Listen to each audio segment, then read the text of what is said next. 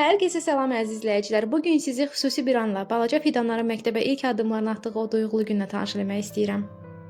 Uşaqların həyəcanını, onların şeir və mahnılarını, müəllimin arzularını gəlin birlikdə izləyək. Gəlin bu gözəl günü hamılıqla yaşayaq.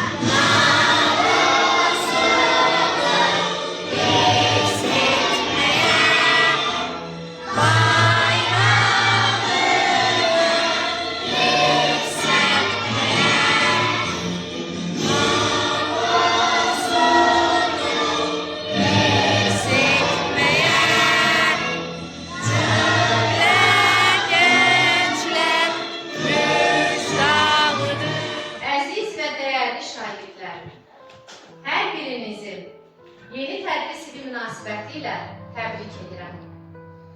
Hər birinizə can sağlığı, bol uğurlar arzu edirəm. Mən inanıram ki, siz ibtidai təhsili uğurla başa vuracaqsınız.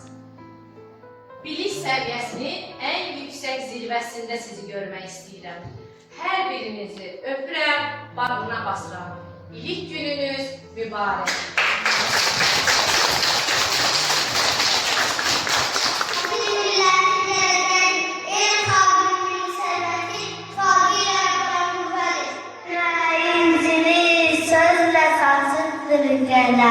Kainatın gözünü öz açıptır qələm. Bilgiyə sahib olacaqsa o daha güclü. Güclü olan isə hər zaman qalibdir. Təhsil həzinədir, əmək onun aşağı. Şən, tadı, sevin və sevgirin. Çünki kitabsız bilik olmaz. Bu yol isə Kitaplar siz dolu bir hazinədir, oxuyub dünya kəşf edəcək. Çaldı, bilik həsarı açdı, bilik pərisi yolumuzu ışıqlandırdı. Biz öyrənirik, böyüyürük, gələcəyik, elm və sevgi ilə qayb ucalırıq. Dört çiçəklər, böyük cənnət quracaq.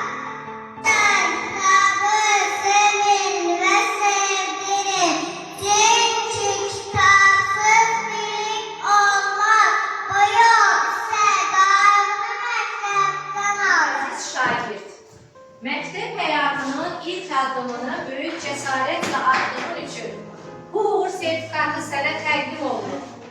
Oxumaq, öyrənmək və xəyallarını gerçəkləşdirmək üçün hər zaman parlaq yolun olsun. Hər birinizə uğurlar.